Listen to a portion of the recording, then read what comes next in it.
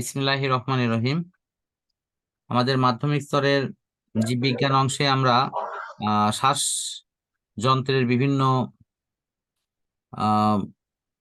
রোগ এবং তার লক্ষণ প্রতিকার নিয়ে আলোচনা ইনশাল্লাহ করছি। তো আমরা এর পূর্বে আলোচনা করেছি হলো ব্রনকাইটিস, যেটা এটা অ্যাজমা বা হাঁপানি নিয়ে আলোচনা করেছি। এরপরে এখন আলোচনা করব ব্রনকাইটিস নিয়ে। শ্বাসনালীর মধ্যে আবৃত প্রদাহ কে ব্রনকাইটিস বলা হয়। ব্যাকটেরিয়ার আক্রমণে এই ধরনের প্রদাহটা সাধারণত সৃষ্টি হয়। অস্বাস্থ্যকর পরিবেশে, স্যাঁতসেঁতে ধূলি যুক্ত পরিবেশে যদি কেউ বসবাস করে তাহলে তার ঠান্ডা লাগা, ধূমপান ইত্যাদি নানা কারণে কিন্তু এই ধরনের প্রবলেম কিন্তু হতে পারে। তো সাধারণত শিশু এবং বয়স্ক ব্যক্তিরা কিন্তু এই ধরনের অসুখে আক্রান্ত হয়। যে সমস্ত এলাকায় কলকারখানা বেশি, ধুলাময় পরিবেশ থাকে, সেখানে কিন্তু এই ধরনের এই রোগের নাম কি? এটার নাম ব্রনকাইটিস। কি এটা, মানে কি রোগ এটা? এটা হলে এটা লক্ষণগুলো দেখো তাহলে তুমি বুঝতে পারবা। লক্ষণগুলোর ফার্স্ট বলা হচ্ছে কাশি, বুক ব্যথা, শ্বাসকষ্ট হওয়া। কাশির সাথে বুকে প্রচন্ড ব্যথা থাকবে, শক্ত খাবার সে খেতেই পারবে না, আর কাশির সাথে কফ বের হবে, মানে তো বোঝো ওই কফ, এবং টানা 3 মাস ধরে তোমার কাশি থাকবে, কাশি ভালো হচ্ছে না, সাথে কফ আছে।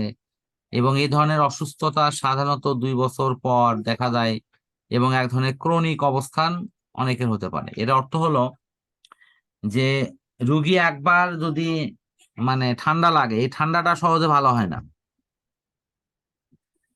টানা হ্যাঁ। প্রায় 3 মাস ধরে তোমার এই ঠান্ডার প্রবলেম থাকে। কাশি হয়, তার সাথে কফ পড়ে। কাশি আর কফ বুঝিচ্ছ তো? কাশি হ্যাঁ, হলো এই যে করে কাশিচ্ছি, এই কাশির সাথে যদি তোমার কিছু বের না হয় তাহলে এটাকে বলা হয় শুকনা কাশি। আর যদি কাশির সাথে কিছু বের হয় তখন গলার ভিতর থেকে ওইটা আমরা বের করে বাইরে ফেলে দিই, তাই যাই না? এই যেটা বাইরে ফেলে দেই শ্লেষ্মার মতো দেখতে, এটার নাম হলো কফ। আশা করি বুঝছো। উম, হ্যাঁ বুঝতে পারছি। আচ্ছা, এরপরে আছে হলো প্রতিকার নিয়ে কথা, যে প্রতিকারটা কিভাবে হবে। অর্থাৎ অসুখ হলে আমরা লক্ষণ বুঝলাম। তো ধূমপান, মদ্যপান,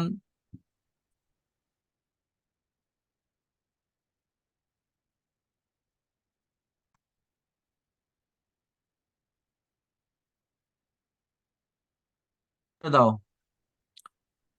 এই যে তামাক জাতীয় যে মানে পণ্য আছে, কি কি আছে, জর্দা আছে, এই যে সাদা পাতা আছে, তোমার বিড়ি, সিগারেট, এগুলো যাই আছে আর কি, সমস্ত অপশন গুলো ত্যাগ করতে হবে। তারপরে হলো তোমার যে তামাক এলাকাগুলো, জিনিসটা হচ্ছে মানে হ্যাঁ মানে তামাক হচ্ছে ওগুলো শুকনো শুকনো জিনিসগুলো। হ্যাঁ হ্যাঁ, এই যে তামাকের তামাকের পাতা যেটা তোমার শুকে খায় আর কি। অনেকে অনেকে কিন্তু এই তামাক পাতাটা, মানে আমি সেটা বলছি, আমি বলতেছিলাম তামাক যে একটা মানে ইয়ার মতো আছে না, মানে অন্য তামাক আরেকটা। হ্যাঁ, কি তামাক? না, এটা তুমি কি ওই যে মানে ওই যে যারা ওই লোহার তামাকের, লোহার সৃষ্টি। হ্যাঁ হ্যাঁ বুঝতে পারছি। শোনো, ওটা হলো ওই তামাকের গুঁড়াটা ওই সিস্টেম করে তারা ওই মানে এক ধরনের কলকি সিস্টেমের মধ্যে তুলে নিয়ে আগুন ধরে নিয়ে টানে টেনে খায়, হুকা হুকা হুকা আকারে খায়, কেউ কলকি আকারে খায়, কেউ বিভিন্ন জন বিভিন্ন ভাবে খায় আর কি। আসলে তামাক জাতীয় মানে জিনিস দিয়েই তোমার বিড়ি বানানো হয়, সিগারেট বানানো হয়। সিগারেটটা কি করা হচ্ছে, ওই তামাক জাতীয় জিনিসের সাথে আরো কিছু নেশা জাতীয় জিনিস ওর সাথে দেওয়া হচ্ছে, ফলে ওর টেস্টটা একটু ভিন্ন হয়। এবং ওর ভিতরে তোমার ওই যে যে ইয়েটা মানে ধোঁয়াটা টানে, সেই ধোঁয়াটা আর একটু রিফাইন করার ব্যবস্থা করে দিয়েছে। এই জন্য ওই সিগারেটের দামটা বেশি নেয়, কিন্তু আসলে মূল উপকরণ তো তামাক জাতীয় জিনিসই। তারপরে জর্দা। এখন জর্দা তোমার যত বাহারি জর্দাই হোক, যত টেস্টি জর্দাই হোক, সব জর্দার মধ্যে কিন্তু মূল উপকরণ হলো ওই তামাক। খেয়াল করছো? আচ্ছা বুঝতে দেখো, পারছি। দ্বিতীয় যেটা আছে হ্যাঁ। সে ধুলাবালিময় পরিবেশ, ধোঁয়ার পরিবেশ, ঘিঞ্জিময় পরিবেশ, এই জাতীয় জায়গা থেকে তাকে বিরত থাকতে হবে। তার সবসময় খোলামেলা এবং আলো বাতাসপূর্ণ জায়গায় বসবাস করতে হবে। শিশু এবং বয়স্করা যেহেতু খুবই ভার্নারেবল থাকে, খুবই সেনসিটিভ থাকে, সুতরাং তারা যাতে কখনোই ঠান্ডায় আক্রান্ত না হয় এই ব্যাপারটা খেয়াল করতে হবে আমাদের। এই মোটামুটি আমাদের এখানকার। এখন আরেকটা গুরুত্বপূর্ণ অসুখ আসছে, সেটা হলো নিউমোনিয়া। তো হ্যাঁ, এটা তো নিউমোনিয়াটা আসলে সবাই আমাকে কি? এটা এটা একটা ফুসফুসের বিশেষ ধরনের অসুখ। যখন মানুষের ঠান্ডা লাগে, হাম ব্রনকাইটিস রোগের পর ঠান্ডা লেগে এই নিউমোনিয়া হতে পারে, এবং এটা শিশু এবং বয়স্কদের জন্য একটা খুবই মারাত্মক অসুখ। নিউমোনিয়াতে এমন ধরনের, মনে করো যে, সংক্রমণ এবং শ্বাসকষ্ট হয় যে রুগীর, মনে করো কি বলবো, যে পুরো বুক এবং পাঁজরের অংশ মানে উপরে নিচে এমন ভাবে ঘর ঘর আওয়াজ করে এবং সনসন শব্দ ওঠা শুরু হয় যে আল্লাহ কখন ব্যান কি হয়। হ্যাঁ, মানে প্রচন্ড রকম, হ্যাঁ, মানে এটা কিন্তু ইফেক্ট করে। শব্দ হয় ওটা। হ্যাঁ, শব্দ হয়, ঘর ঘর শব্দ হয়। আমার ওইরকম আমার ভাই ছিল, এখন আর ভালো এই যে হয়েছে। ব্যাকটেরিয়া, ভাইরাস এবং ছত্রাক, এগুলোর আক্রমণে নিউমোনিয়া হয়। এমনকি বিষম খেয়ে শ্বাসনালীর মধ্যে রক্ত, শ্বাসনালীর রস ঢুকলে সেখান থেকেও নিউমোনিয়া হতে পারে।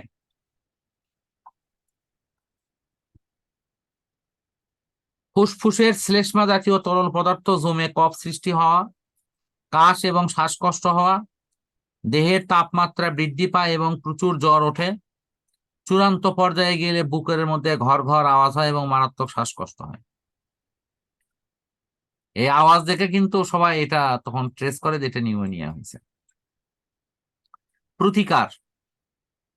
প্রতিকার মানে অসুখ হলে কি করতে হবে? অসুখ হলে অবশ্যই ডাক্তারের পরামর্শ অনুসারে চিকিৎসা নিতে হবে। প্রাথমিক চিকিৎসা হিসেবে তরল ও গরম পুষ্টিকর খাবার খাওয়াতে হবে এবং বেশি বেশি পানি পান করাতে হবে। প্রতিরোধ মানে যে অসুখটাই যাতে না হয় সেজন্য কি করা লাগবে? শিশু এবং বয়স্কদের যাতে ঠান্ডা না লাগে সে ব্যাপারে যথেষ্ট সতর্ক হতে হবে। ধূমপান একবারে পরিহার করতে হবে। ওই সমস্ত রুগীরা এমন একটা পরিবেশে বসবাস করবে যে পরিবেশে প্রচুর যেন আলো বাতাসের চলাচল থাকে, এবং রুগী সহনীয় উষ্ণতা এবং শুষ্ক পরিবেশে রাখে। এই এই দুটা লাইন খেয়াল করো। এই যে লেখা আছে সহনীয় উষ্ণতায়, মানে খুবই ঠান্ডা পরিবেশও থাকবে না, আবার যেন খুব গরম পরিবেশও না হয়।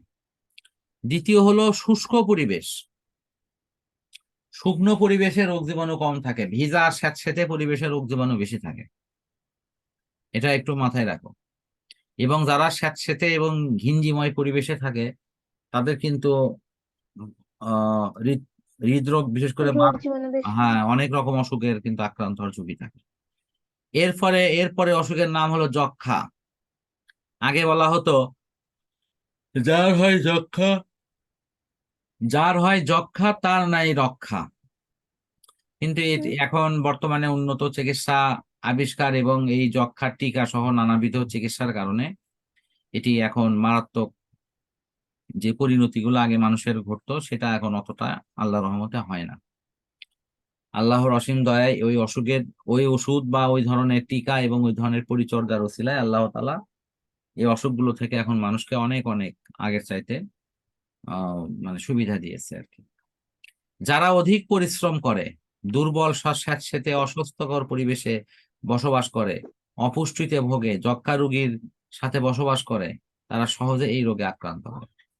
তার মানে এই রোগের সাথে কিন্তু অধিক পরিশ্রমের একটা মানে কম্পেয়ার আছে।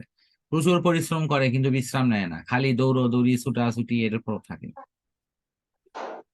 আমাদের অনেকের ধারণা যে যক্ষ্মা শুধুমাত্র ফুসফুসের অসুখ, এটা আসলে সঠিক না। যক্ষ্মা অন্ত্র, হাড় ফুসফুস এবং দেহের যে কোনো স্থানে হতে পারে। অন্ত্র মানে কি? অন্ত্র মানে হলো যেমন ক্ষুদ্রান্ত, বৃহদান্ত, এগুলোকে বলা হয় অন্ত্র। বুঝতে পারছো? আর ফুসফুস সহ দেহের যে কোনো অংশে এটি হতে পারে। দেহে যদি এর সংক্রমণ ঘটে তাহলে সহজে লক্ষণ এর প্রকাশ পায় না। যখন জীবাণুগুলো দেহের রোগ প্রতিরোধ ব্যবস্থা বা শ্বেতকণিকাকে পরাস্ত করে দেহকে দুর্বল করে, তখনই এর লক্ষণটা প্রকাশ পায়। মানে দেহের মধ্যে কিন্তু প্রচন্ড যুদ্ধ চলতে থাকে এই যক্ষার জীবাণুর সাথে। যখন জীবাণু এই দেহের রোগ প্রতিরোধ ব্যবস্থাকে মানে পর্যুদস্ত করে, পরাজিত করে, তখনই কিন্তু মানুষের শরীরে এটা প্রকাশ পায়। কারণটা কি কি আছে? কারণটা হলো তোমার এই যে মাইকো ব্যাকটেরিয়াম টুবার কুলাসিস নামক এক ধরনের ব্যাকটেরিয়ার আক্রমণে এই ধরনের হয়। তবে মাইকোব্যাকটেরিয়াম গণভুক্ত আরো কিছু ব্যাকটেরিয়ার যক্ষা রোগ সৃষ্টি করতে পারে। অস্বাস্থ্যকর পরিবেশে বসবাস করলে অতি সহজে এই জীবাণুর বিস্তার করতে পারে। রোগ নির্ণয়: কফ পরীক্ষা, চামড়ার পরীক্ষা এবং সাইটো হিস্টোপ্যাথোলজি পরীক্ষা এবং সবশেষ হলো এক্স-রে এর মাধ্যমে এই অসুখটা নির্ণয় করা যায়। তবে যক্ষায় যে রোগে যে যে অঙ্গটি আক্রান্ত হয়েছে সেটির উপর নির্ভর করে এই পরীক্ষার সিস্টেমগুলো তার উপর ভিত্তি করে নিশ্চিত করা হয়। ইদানিং আমাদের দেশে বিভিন্ন রোগীর কফ সহ নানাবিধ নমুনা পরীক্ষা করেও কিন্তু আমরা সহজেই তার ডিএনএ সহ নানাবিধ অপশনগুলো কিন্তু দেখতে পারি। এখন লক্ষণগুলো কি? যার যক্ষা হয়েছে তার কি কি লক্ষণ দেহে চলে আসে? প্রথম লক্ষণ হলো রোগীর ওজন দ্রুত কমে যাবে। রোগী আস্তে আস্তে দুর্বল হয়ে একেবারে জীর্ণ শীর্ণ অবস্থার দিকে ধাবিত হবে। কাশি প্রায় 3 সপ্তাহ বেশি টানা থাকলে তখন কিন্তু সন্দেহ করা হয় যে তার যক্ষা হতে পারে। এটা কিন্তু একটা গুরুত্বপূর্ণ বিষয়। কাশি হয়েছে, ওষুধ খাচ্ছ, ভালো হচ্ছে না, ঠিক আছে। আর এর সাথে আরেকটা লক্ষণ যোগ দেয়, তা হলো বিকাল করে জ্বর আসে। জ্বর আসছে কিন্তু বিকাল করে, আবার সেই জ্বর কিন্তু পরে থাকে না। এটা মানে এই ধরনের মানে জ্বর কিন্তু খুবই ক্ষতিকর। আহ, এটা কি কোনো মানে ফুটনির মতন হয় মানে না, এটাকে বলা নাকি হয় যে জ্বর জ্বর ভাব। এটা মানুষ বলে হলো জ্বর জ্বর ভাব। মানে জ্বর আসলে তো সে পড়ে যাবে, মানে কিন্তু জ্বর আসছে কিন্তু কম, চোখ জ্বলতিছে, অথবা তার সমস্যা হচ্ছে এরকম। বুকে ও পিঠে ব্যথা হবে। অজীর্ণ মানে পেট খারাপ হওয়া এবং পেটের পীড়া দেখা দেবে, মানে পেট ব্যথা করবে।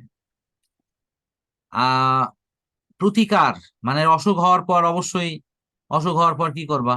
ডাক্তারের পরামর্শ অনুসারে চিকিৎসা নিবা, ডাক্তারের ওষুধ কাছে খাবা, যাবো। ঠিক আছে। এবং তিনি যে নিয়ম হ্যাঁ, কানুন গুলো বলবে সেগুলো মেনে চলতে হবে, এবং তার সাথে প্রয়োজনে ডাক্তারির পরামর্শ ক্রমে রুগীকে হসপিটালে রেখে চিকিৎসা করার ব্যবস্থা করতে হবে। এটা একটা ছোঁয়াচে অসুখ, সে কারণের জন্য রুগীকে পৃথকভাবে সবকিছু রাখতে হবে। রুগীর যত কফ থুতু সবকিছু মাটিতে পুঁতে ফেলতে হবে।